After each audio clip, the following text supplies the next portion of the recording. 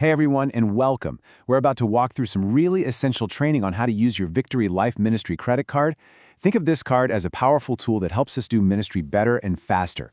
Our goal today is simple, to make sure you walk away feeling totally confident and clear on how to use it responsibly. So let's dive right in. So here's a quick roadmap of what we're going to cover. We'll start with the why, your card's purpose. Then we'll get into the practical do's and don'ts of using it. After that, we'll hit the most important part, your weekly expense reporting. Then we'll talk about deadlines and accountability, cover a few special situations, and wrap it all up with our shared agreement. All right, first up, your card's purpose. Let's start at the beginning. Why do you even have this card?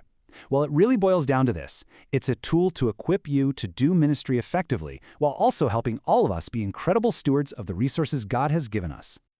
Okay, this next idea is the foundation for every single purchase you make. It's called a qualified business purpose. For any expense to count, it has to pass a two-part test. It has to be ordinary, which just means it's a common, accepted expense for the kind of work we do, and it has to be necessary, meaning it was genuinely helpful and appropriate for getting ministry done. Both have to be true. And this brings us to a crucial point, one where there is absolutely no gray area. Your card is a tool to make ministry purchases convenient. It is strictly for ministry business. It is never, under any circumstances, to be used for personal expenses, not for you, not for your family. Keeping that line crystal clear is absolutely foundational. Okay, so with that purpose in mind, let's get into the nitty-gritty. This is where the rubber meets the road, the practical do's and don'ts of actually spending with your card. It's actually pretty simple. On one side, anything that is an ordinary and necessary ministry expense is allowed. But on the other side, there's a hard no list. This includes things like alcoholic beverages, tobacco, or any controlled substances. Of course, as we just said, no personal or family expenses. The card can't be used for loans. And finally, there's a bit of a catch-all. Anything that's inconsistent with our ministry's values is prohibited. Now, here's a very specific rule I want to flag for everyone. If you need to pay a person for a service, think of a guest speaker, a musician, or a graphic designer, you can't just swipe your card. You must get written approval from the accounting manager before you pay them. This is so important because it ensures we are staying compliant with all the IRS rules for contractors. All right, let's move on to what is without a doubt the most important part of this entire training. You see, using the card is the easy part. The real act of stewardship happens in the reporting. This is your core weekly responsibility as a cardholder. And it's pretty simple. For your expense report to be considered complete and done, it just has to meet 3 key requirements every single time. Let's look at what they are. Here they are, the big 3. First, timing.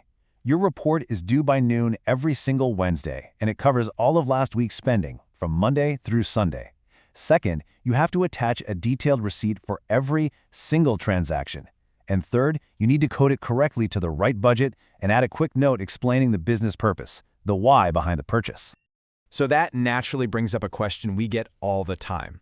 What exactly do you mean by a detailed receipt? Because I can tell you right now, that little credit card slip that you sign with just the total on it, that doesn't count. A detailed receipt has to show us what was purchased and how many. Now, for meals, it gets even more specific, so please pay close attention here. We need the itemized receipt, the one that actually lists out the food and drinks.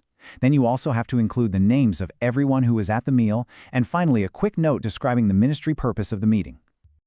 We know that receipts can get lost. It happens. We have a process for that called a missing receipt form. But please, think of this as an emergency, last resort option, not a regular habit.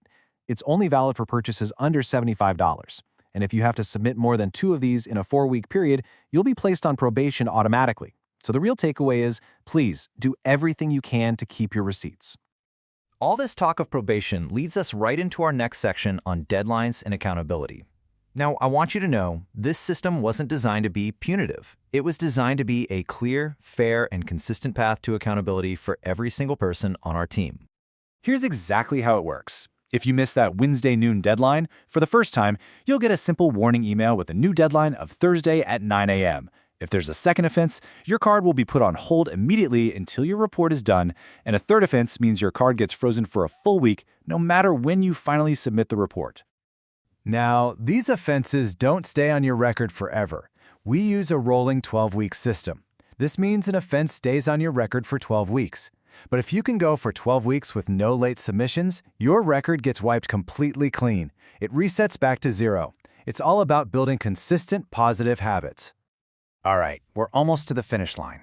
Let's just quickly cover a few of those less common but still really important special situations you might run into, like traveling for ministry or what to do if you lose your card. So, you're getting ready to go on a ministry trip? That's great. Before you head out of town, what do you need to do? There's one really simple but totally critical step you need to take. All you have to do is send a quick email to accounting@vl.church at least 1 week before you leave. This lets us put a travel notice on your account so the bank doesn't see a purchase in another state, think it's fraud, and decline your card. It's a tiny step that can save you a massive headache. Okay, next scenario. That moment of panic when you realize your physical card is missing. What do you do if you think it's been lost or even stolen? There are 3 things you need to do immediately. Number 1, grab your phone, open the Divvy app, and freeze your card. That's your first and best line of defense. Number 2, quickly look through your recent transactions for anything that looks suspicious. And number 3, send an email to accounting@vl.church to let them know what's going on. This protects both you and the ministry. As we wrap up, I just want to bring this all together by focusing on our shared commitment. When you receive and activate your card, you sign an agreement. And I want you to know, that's so much more than just paperwork. It's a real symbol of the trust we're placing in each other.